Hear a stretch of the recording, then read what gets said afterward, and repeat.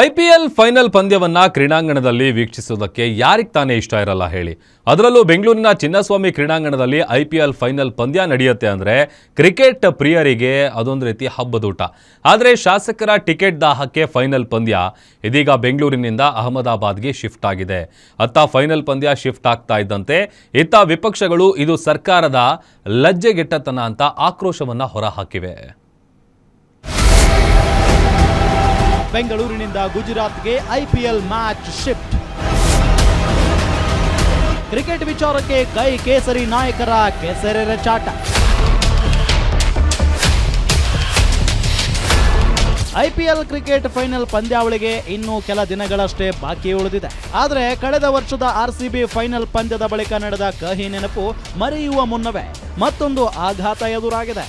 ಕಳೆದ ವರ್ಷದ ಕಹಿ ನೆನಪು ಮರೆಯಲು ಕನ್ನಡಿಗರಿಗೊಂದು ಅವಕಾಶ ಸಿಕ್ಕಿತ್ತು. ಆದರೆ ಕರ್ನಾಟಕ ರಾಜ್ಯ ಕ್ರಿಕೆಟ್ ಅಸೋಸಿಯೇಷನ್ ಮಾಡಿಕೊಂಡ ಎಡವಟ್ಟಿನಿಂದ ಫೈನಲ್ ಪಂದ್ಯವೇ ಇದೀಗ ಶಿಫ್ಟ್ ಆಗಿದೆ. ಐಪಿಎಲ್ 2026 ಪಂದ್ಯಾವಳಿಯ ಫೈನಲ್ ಪಂದ್ಯ ಚಿನ್ನಸ್ವಾಮಿ ಕ್ರೀಡಾಂಗಣದ ಬದಲಿಗೆ ಅಹಮದಾಬಾದ್ನ ನರೇಂದ್ರ ಮೋದಿ ಸ್ಟೇಡಿಯಂಗೆ ಸ್ಥಳಾಂತರಗೊಂಡಿದೆ. ಫೈನಲ್ ಪಂದ್ಯ ಗುಜರಾತ್ಗೆ ಶಿಫ್ಟ್ ಆಗಲು ವಿವಿಐಪಿ ಟಿಕೆಟ್ ದಾಹವೇ ಕಾರಣ ಅಂತ ಬಿಸಿಸಿಐ ಬಹಿರಂಗವಾಗಿ ಆರೋಪಿಸಿದೆ. ಶಾಸಕರನ್ನ ಒಳಗೊಂಡಂತೆ ಗಣ್ಯರಿಗಾಗಿ 10,000 ಉಚಿತ ಟಿಕೆಟ್ ಕೇಳಿದ ಕಾರಣಕ್ಕೆ ಫೈನಲ್ ಪಂದ್ಯವನ್ನ ಬಿಸಿಸಿಐ ಗುಜರಾತ್ಗೆ ಸ್ಥಳಾಂತರ ಮಾಡಿರೋದು ವಿಪಕ್ಷಗಳು ಸರ್ಕಾರದ ವಿರುದ್ಧ ಮುಗಿಬಿದ್ದಿವೆ. ಬಿಜೆಪಿ ಜೆಡಿಎಸ್ ನಾಯಕರು ಟ್ವೀಟ್ ಮೂಲಕ ಸರ್ಕಾರದ ಟಿಕೆಟ್ ದಾಹದಿಂದ ಫೈನಲ್ ಪಂದ್ಯ ಕೈತಪ್ಪಿ ಹೋಯಿತು ಅಂತ ಆಕ್ರೋಶ ವ್ಯಕ್ತಪಡಿಸಿವೆ. ಆದರೆ ವಿಪಕ್ಷಗಳ ಆರೋಪವನ್ನ ಸರ್ಕಾರ ಅಲ್ಲಗಳೆದಿದೆ.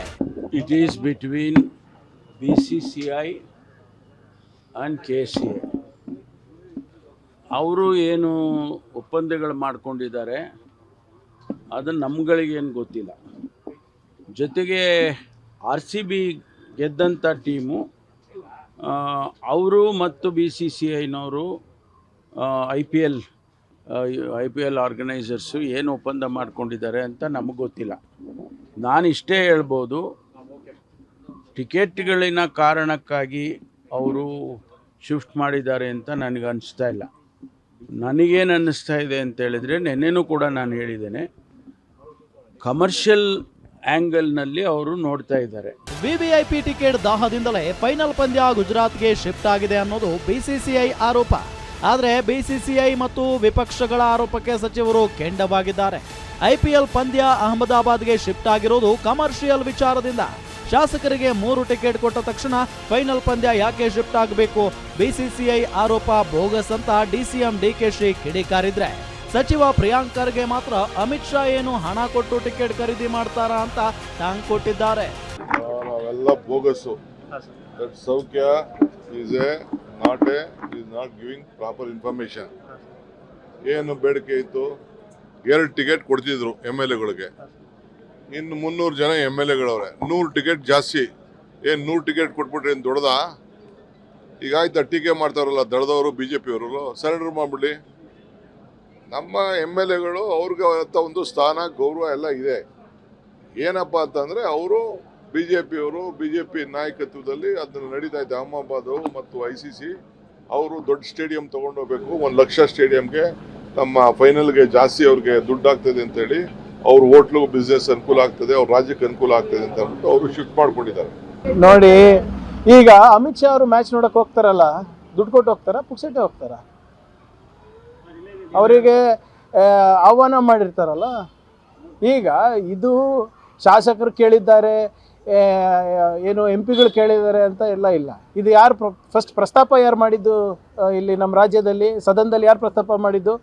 ಅಶೋಕ್ ಅವ್ರು ಮಾಡಿದ್ದು, ವಿರೋಧ ಪಕ್ಷದ ನಾಯಕರು ಮಾಡಿದ್ದು. ಅದಕ್ಕೆ ಕೆಲವು ಎಲ್ಲ ಪಕ್ಷದವರು ಧ್ವನಿಗೂಡಿಸಿದ್ರು. ಅದು ತಪ್ಪು ಅಂತಲೂ ಕೂಡ ಭಾಳ ಜನ ಹೇಳಿದ್ದಾರೆ. ಅದಾದಮೇಲೆ IPL ಮ್ಯಾಚ್ಗಳು ನಡೆದಿಲ್ವಾ ಇಲ್ಲಿ?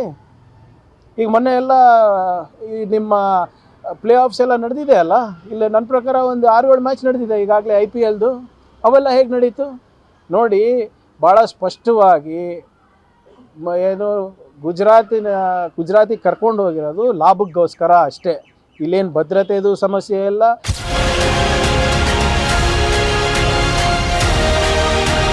ಆಸನಗಳ ಕೊರತೆಯಿಂದಲೋ ವಿವಿಐಪಿ ಟಿಕೆಟ್ ದಾಹದಿಂದಲೋ ಏನೋ ತಿಳಿಯೋದು.